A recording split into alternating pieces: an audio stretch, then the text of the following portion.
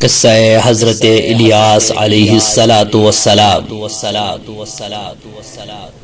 اللہ تعالیٰ نے سورہ صافات میں حضرت موسیٰ اور ہارون علیہ السلام کا واقعہ بیان کرنے کے بعد فرمایا، اور الیاس بھی پیغمبروں میں سے تھے جب انہوں نے اپنی قوم سے کہا کہ تم ڈرتے کیوں نہیں؟ کیا تم بعل کو پکارتے ہو اور اسے پوجتے ہو اور سب سے بہتر پیدا کرنے والے کو چھوڑ دیتے ہو، یعنی اللہ جو تمہارا اور تمہارے اگلے باپ دادا کا پروردگار ہے۔ تو ان لوگوں نے ان کو جھٹلایا تو دوزخ میں حاضر کیے جائیں گے، اور اللہ کے بندے مبتلا عذاب نہیں ہوں گے، اور ہم نے ان کا ذکر خیر پچھلوں میں باقی چھوڑ دیا ہے کہ الیاسین پر سلام، ہم نیک لوگوں کو ایسا ہی بدلہ دیتے ہیں، بے شک وہ ہمارے مومن بندوں میں سے تھے۔ آپ کا نسب بعض علماء کرام نے اس طرح بیان کیا ہے، الیاس بن یاسین بن فخاز بن العیزر بن ہارون علیہ السلام، اور دوسرے قول کے مطابق آپ کا نسب یوں ہے، الیاس بن العیزر بن الیعذر بن ہارون بن عمران۔ آپ کو دمشق کے شمال مغرب میں واقع شہر بعلبک کے باشندوں کی طرف بھیجا گیا۔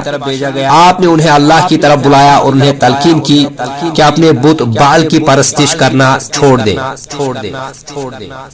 لوگوں نے آپ کی تکذیب اور مخالفت کی، بلکہ آپ کو شہید کرنے کا ارادہ کر لیا، حتیٰ کہ آپ ان لوگوں کو چھوڑ کر چلے گئے اور روپوش ہو گئے۔ حضرت کعب احبار رحمہ اللہ کہتے ہیں کہ حضرت الیاس علیہ السلام اپنی قوم کے بادشاہ سے روپوش ہو کر 10 سال تک ایک غار میں چھپے رہے، حتیٰ کہ اللہ تعالیٰ نے اس بادشاہ کو موت دی اور دوسرا شخص بادشاہ بن گیا۔ تب حضرت الیاس علیہ السلام نے اس کے پاس جا کر اسے اسلام کی دعوت دی۔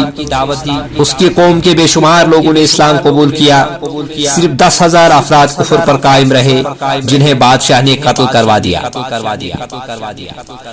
حافظ ابن جریر رحمہ اللہ اپنی تاریخ کی کتاب میں فرماتے ہیں، امت محمدیہ اور دیگر امم کے موخرین کا اس بات پر اتفاق ہے کہ یوشع علیہ السلام کے بعد بنی اسرائیل کے امور کی باغ دوڑ حضرت کالب بن یوفنا نے سنبھالی تھی۔ حضرت کالب حضرت موسیٰ علیہ السلام کے ایک ساتھی اور آپ کی ہمشیرہ محترمہ مریم کے خاوند تھے۔ آپ اللہ سے ڈرنے والے 2 مومنوں میں سے ایک ہیں، دوسرے مومن حضرت یوشع علیہ السلام ہیں۔ جب بنی اسرائیل نے جہاد سے روگردانی کی تھی تو آپ دونوں ہی نے ان سے یہ کہا تھا، ان کے پاس دروازے میں تو پہنچ جاؤ، دروازے میں قدم رکھتے ہی یقیناً تم غالب آ جاؤ گے، اور تم اگر مومن ہو تو تمہیں اللہ ہی پر بھروسہ رکھنا چاہیے۔ حافظ ابن جریر رحمہ اللہ فرماتے ہیں، حضرت کالب کے بعد بنی اسرائیل کے معاملات حضرت حزقیل بن وودی علیہ السلام نے سنبھالی۔ آپ ہی نے دعا کی تو اللہ تعالیٰ نے ان 1000 لوگوں کو زندہ کیا جو موت کے ڈر سے اپنے گھروں سے نکل گئے تھے۔ امام ابن اسحاق رحمہ اللہ نے وہب بن منبع کا قول نقل کیا ہے کہ حضرت یوشع علیہ السلام کے بعد جب اللہ تعالیٰ نے کالب بن یوفنا علیہ السلام کو بھی وفات دے دی تو بنی اسرائیل میں ان کا منصب حضرت حزقیل بن بوزی کو ملا۔ انہوں نے ہی اپنی قوم کے حق میں دعا کی تھی، جس کا ذکر قرآن مجید میں بھی ہے، الم تر الی الذین خرجوا من دیارہم وهم الوف حذر الموت، کیا آپ نے انہیں نہیں دیکھا جو ہزاروں کی تعداد میں تھے اور موت کے ڈر سے اپنے ڈر کے مارے اپنے گھروں سے نکل کھڑے ہوئے تھے۔ امام ابن اسحاق رحمہ اللہ فرماتے ہیں، وہ وبا کے ڈر سے بھاگے تھے، وہ ایک میدان میں ٹھہرے تو اللہ تعالیٰ نے فرمایا مر جاؤ، وہ سب مر گئے۔ ان کے ارد گرد ایک باڑ بن گئی تاکہ درندے ان تک نہ پہنچے۔ اسی طرح ایک طویل مدت گزر گئی، حضرت حزقیل علیہ السلام وہاں سے گزرے، آپ کھڑے ہو کر سوچنے لگے، آپ سے کہا گیا کیا آپ چاہتے ہیں کہ اللہ تعالیٰ انہیں آپ کی نظروں کے سامنے زندہ فرما دے؟ آپ نے فرمایا جی ہاں۔ آپ سے کہا گیا ان ہڈیوں کو مخاطب کر کے کہے کہ ان پر گوشت چڑھ جائے اور رگے پٹھے اپنے اپنے مقام پر آ ملے۔ آپ نے اللہ کے حکم سے انہیں آواز دی اور یہ بات کہی تو سب لوگ زندہ ہو کر اٹھ کھڑے ہوئے اور کہنے لگے سبحان اللہ، سبحان اللہ، اللہ نے ہمیں زندہ کر دیا، اور بیک آواز نعرہ تکبیر لگایا۔ جناب سودی رحمہ اللہ نے ان آیات کی تشریح میں مروی ہے کہ واسط کے قریب ایک شہر داوردان میں طاعون پھیل گیا، وہاں کے اکثر باشندے وہاں سے نکل کر ایک قریبی مقام پر جا ٹھہرے، پھر یہ ہوا کہ شہر میں ٹھہرنے والے اکثر مر گئے اور دوسرے محفوظ رہے، ان میں سے زیادہ لوگ نہ مرے۔ جب وبا ختم ہوئی تو لوگ صحیح سلامت شہر میں واپس آ گئے، تب شہر میں ٹھہرنے والوں نے کہا ہمارے یہ ساتھی ہم سے زیادہ سمجھدار تھے، اگر ہم بھی انہی جیسا طرز عمل اختیار کرتے تو ہم بھی بچ جاتے، اگر دوبارہ طاعون پھیلا تو ہم بھی ان کے ساتھ شہر سے دور چلے جائیں گے۔ اگلے سال طاعون شروع ہوا تو یہ سب لوگ جن کی تعداد تقریباً 35,000 تھی سب کے سب نکل کھڑے ہوئے اور اسی وسیع میدان میں جا ٹھہرے۔ ایک فرشتے نے وادی کے نشیب کی طرف سے، دوسرے نے وادی کے بالائی سمت سے آواز دی مر جاؤ، وہ سب مر گئے، ان کی لاشیں ہڈیاں وہاں پڑی رہیں۔ اس دوران میں وہاں سے ایک نبی حزقیل کا گزر ہوا تو انہیں دیکھ کر رک گئے، سوچنے اور افسوس کرنے لگے۔ آپ اس بات پر تعجب فرما رہے تھے کہ اللہ تعالیٰ کی قدرت و طاقت کتنی عظیم ہے کہ انہیں اچانک پکڑ لیا اور اتنی بڑی قوم ختم ہو گئی۔ اللہ تعالیٰ نے آپ کی طرف وہی فرمائی، کیا آپ دیکھنا چاہتے ہیں کہ میں ان کو کس طرح سے زندہ کروں گا؟ فرمایا جی ہاں۔ آپ سے کہا گیا آواز دیجئے، انہوں نے پکار کر کہا اے ہڈیوں، اللہ تعالیٰ تمہیں حکم دیتا ہے کہ اکٹھی ہو جاؤ۔ یہ سن کر ہڈیاں ایک دوسرے سے جڑنے لگیں حتیٰ کہ ہڈیوں کے پورے ڈھانچے بن گئے۔ پھر آپ کو وحی کے ذریعے سے فرمایا گیا انہیں کہہ دیجئے اے ہڈیوں، اللہ تعالیٰ تمہیں حکم دیتا ہے کہ گوشت پہن لو۔ آپ کے اعلان کرتے ہی ہڈیوں پر گوشت چڑھنا شروع ہو گیا اور جسموں میں خون گردش کرنے لگا، ان کے جسموں پر بھی وہ لباس آ گیا جو مرتے وقت انہوں نے پہنا ہوا تھا۔ پھر حکم دیا گیا پکاریے، آپ نے پکار کر کہا اے بے جان جسموں، اللہ تمہیں حکم دیتا ہے کہ کھڑے ہو جاؤ۔ وہ زندہ ہو کر اٹھ کھڑے ہوئے۔ حضرت عبداللہ بن عباس رضی اللہ عنہ سے روایت ہے کہ حضرت عمر رضی اللہ عنہ شام کی طرف روانہ ہوئے۔ جب آپ مقام سرخ پر پہنچے تو فوج کے کمانڈروں یعنی حضرت ابو عبیدہ بن جراح رضی اللہ عنہ اور دیگر حضرات نے ملاقات کی اور اطلاع دی کہ شام میں وبا پھیلی ہوئی ہے۔ حضرت عمر رضی اللہ عنہ نے مہاجر و انصار حضرات سے مشورہ کیا تو مختلف آراء سامنے آئی۔ حضرت عبد الرحمن بن عوف رضی اللہ عنہ کسی کام سے گئے ہوئے تھے، اس لیے مشورہ کے موقع پر موجود نہ تھے۔ جب انہیں معلوم ہوا تو حضرت عمر کی خدمت میں حاضر ہو کر فرمایا اس مسئلے کے بارے میں میرے پاس شرعی حکم کا علم موجود ہے۔ میں نے رسول اللہ صلی اللہ علیہ وسلم سے یہ ارشاد سنا ہے جب طاعون اس علاقے میں ہو جہاں تم لوگ موجود ہو تو اس سے بچنے کے لیے اس آبادی کی طرف مت نکلو، اور جب تمہیں خبر ملی کہ وہ کسی علاقے میں پھیل گیا ہے تو وہاں نہ جاؤ۔ حضرت عمر رضی اللہ عنہ نے اللہ کا شکر ادا کیا اور فوج کو واپس لے گئے۔ امام ابن اسحاق رحمہ اللہ فرماتے ہیں ہمیں یہ بات معلوم نہیں ہو سکی کہ حزقیل کتنا عرصہ بنی اسرائیل میں گزر کر فوت ہوئے۔ آپ کی وفات کے بعد بنی اسرائیل نے اللہ کے کیے ہوئے عہد و پیمان فراموش کر دیے، چنانچہ ان کو بہت مصائب پیش آئے، انہوں نے بت پرستی بھی شروع کر دی۔ ان کے بتوں میں سے ایک کا نام بعل تھا۔ پھر اللہ تعالیٰ نے حضرت الیاس علیہ السلام کو مبعوث فرمایا جن کا ہم ذکر کر ہی رہے تھے۔ حضرت الیاس علیہ السلام کے بعد ان لوگوں میں سے حضرت الیسع بن اخطوب منصب نبوت پر فائز ہوئے۔ حضرت حسن بصری رحمہ اللہ سے روایت ہے، انہوں نے فرمایا حضرت الیسع حضرت الیاس کے بعد مبعوث ہوئے، انہوں نے اپنی قوم کو اللہ کی طرف بلایا۔ آپ زندگی بھر حضرت الیاس علیہ السلام کی شریعت پر عمل پیرا رہے۔ آپ کی وفات کے بعد قوم میں برائیاں پھیل گئی، بد کردار لوگوں کو اقتدار مل گیا، سرکش افراد کی تعداد میں اضافہ ہو گیا جنہوں نے انبیاء کرام کو شہید کیا، اور ان میں سے ایک سرکش اور باغی بادشاہ بھی تھا۔ کہا جاتا ہے کہ اسی بادشاہ کی ذمہ داری حضرت ذوالکفل نے لے لی کہ اگر وہ توبہ کر لے تو وہ جنت میں داخل ہو جائے گا۔ اسی مناسبت سے حضرت ذوالکفل کو ذوالکفل یعنی ذمہ داری اٹھانے والا کہا جاتا ہے۔ بعض علماء نے الیسع کو حضرت الیاس کا چچا زاد بھائی قرار دیا ہے۔ کہتے ہیں کہ آپ بھی حضرت الیاس علیہ السلام کے ساتھ کوہی قاسیون میں روپوش رہے جب آپ بعلبک کے بادشاہ کے شر سے بچنے کے لیے وہاں چھپے ہوئے تھے۔ جب حضرت الیاس علیہ السلام غار سے باہر آئے تو حضرت الیسع بھی ان کے ساتھ اپنی قوم کے سامنے آ گئی۔ پھر جب حضرت الیاس علیہ السلام کو اٹھا لیا گیا تو حضرت الیسع آپ کی جگہ نبوت کا شرف پا کر قوم کی رہنمائی کرنے لگے۔ मुअर्रिखीन फरमाते हैं जब बनी इसराइल ने बड़े बड़े गुनाहों का इर्तिकाब किया, हत्ता कि अंबिया किराम को भी शहीद किया, तो अल्लाह ताला ने उन पर जालिम बादशाह मुसल्लत कर दिए। बनी इसराइल जब दुश्मनों से जंग करते थे तो अपने साथ ताबूत सकीना रखते थे, जिसमें हजरत मूसा और हजरत हारून के तबर्रुकात थे, उनकी बरकत से फतह हासिल हो जाती थी। फिर अल्लाह ताला ने उनके जराइम की वजह से दुश्मनों को उन पर मुसल्लत कर दिया।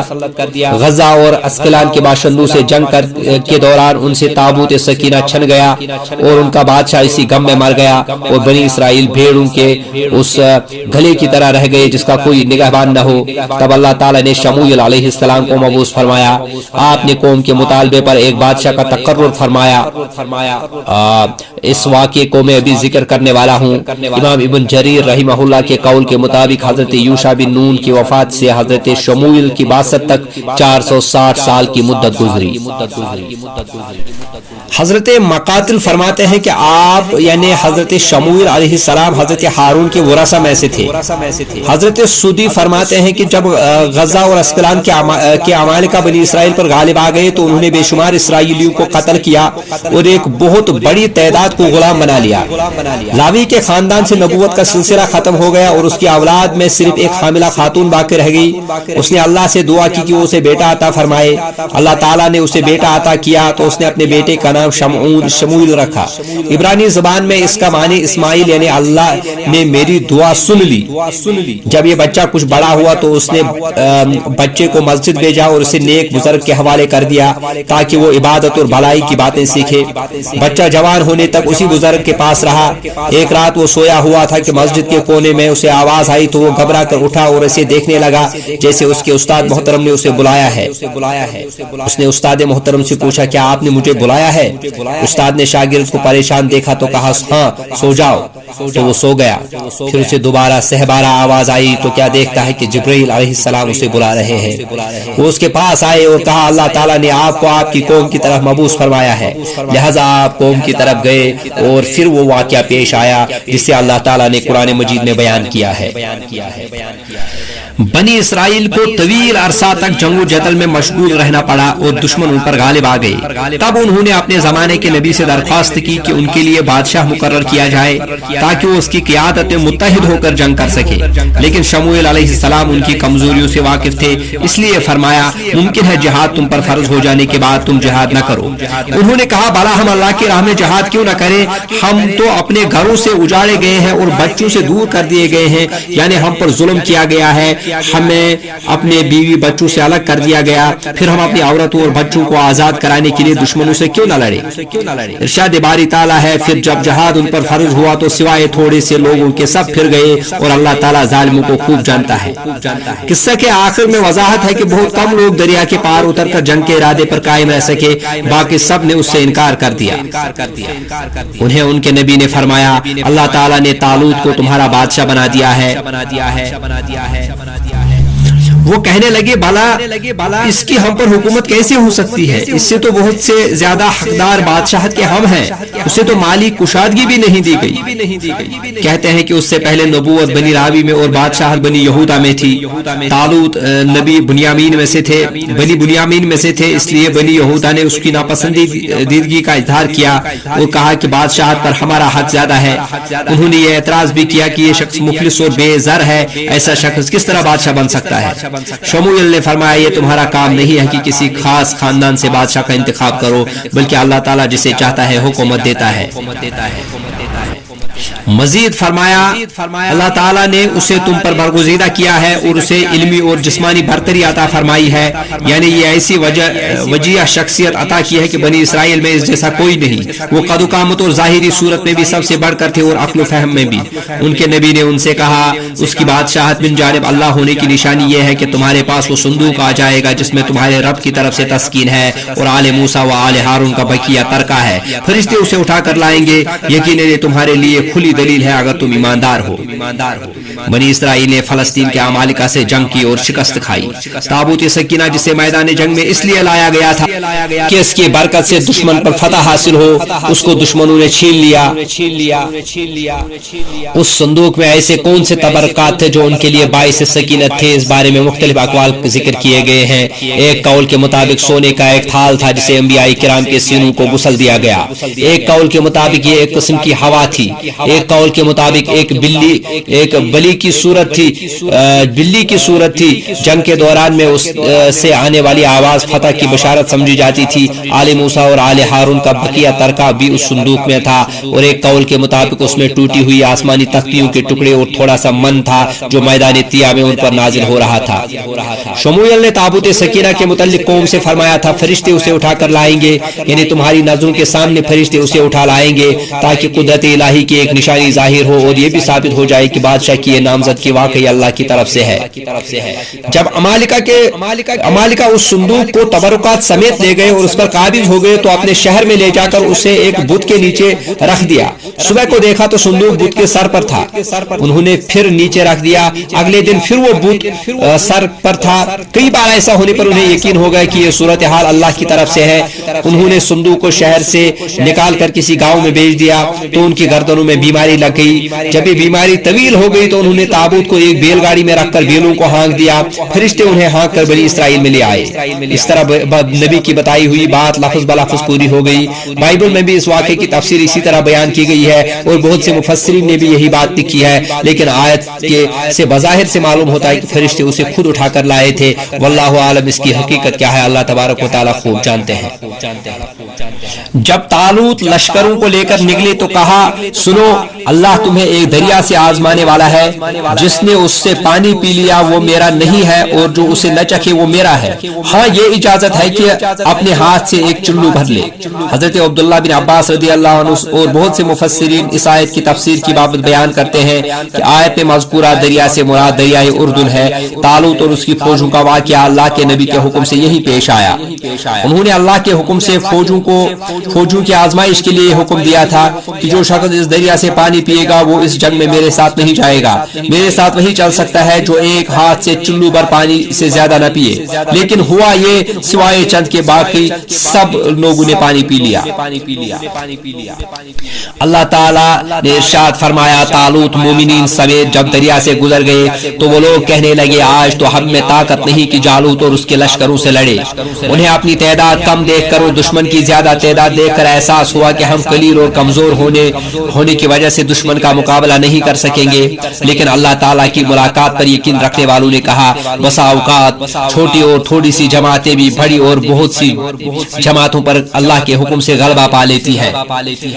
اللہ تعالیٰ صبر کرنے والوں کے ساتھ ہے، یعنی ایمان اور یقین رکھنے والے بہادروں اور شہ سواروں نے انہیں حوصلہ دیا اور جنگ میں کود پڑنے کی ترغیب دی۔ جب ان کا جالوت اور اس کے لشکر سے مقابلہ ہوا تو انہوں نے دعا مانگی، اے ہمارے پروردگار ہمیں صبر دے، ثابت قدم رکھ اور قوم کفار کے مقابلے میں ہماری مدد فرما۔ مومنوں نے اپنے نبی کے ساتھ دشمنوں کا مقابلہ کرنے کے لیے پیش قدمی شروع کر دی۔ جب دشمن کا سامنا ہوا تو انہوں نے اللہ سے دعا مانگی کہ دشمن کے مقابلے میں ثابت قدم رہ سکے اور جنگ میں ان کافروں پر فتح حاصل ہو جو اللہ کی آیات کا انکار کرتے اور اس کی نعمتوں کی ناشکری کرتے ہیں۔ عظمت و قدرت کے مالک نے، جو سننے والا، دیکھنے والا اور ہر شے کی خبر رکھنے والا ہے، اس نے ان کی دعا قبول کی۔ فرمایا، چنانچہ اللہ تعالیٰ کے حکم سے انہوں نے جالوتیوں کو شکست دے دی۔ یعنی یہ شکست مومنوں کی طاقت و تعداد کی وجہ سے نہیں بلکہ اللہ کی توفیق اور مشیت الہی سے ہوئی، کیونکہ دشمنوں کی تعداد تو زیادہ تھی۔ نبی کریم صلی اللہ علیہ وسلم اور صحابہ کو بھی غزوہ بدر میں ایسی ہی معجزانہ فتح حاصل ہوئی تھی۔ ارشاد باری تعالیٰ ہے، اور حضرت داؤد کے ہاتھوں جالوت قتل ہوا اور اللہ تعالیٰ نے داؤد کو مملکت و حکمت اور جتنا کچھ چاہا علم بھی عطا فرمایا۔ اگر اللہ تعالیٰ بعض لوگوں کو بعض سے دفع نہ کرتا تو زمین میں فساد پھیل جاتا، لیکن اللہ تعالیٰ دنیا والوں پر بڑا فضل و کرم کرنے والا ہے۔ اس سے معلوم ہوا کہ حضرت داؤد علیہ السلام بہت بہادر تھے۔ جالوت کے قتل سے اس کے لشکر کو شکست ہوئی اور کفر کا زور ٹوٹ گیا اور اہل ایمان کو غلبہ حاصل ہو گیا۔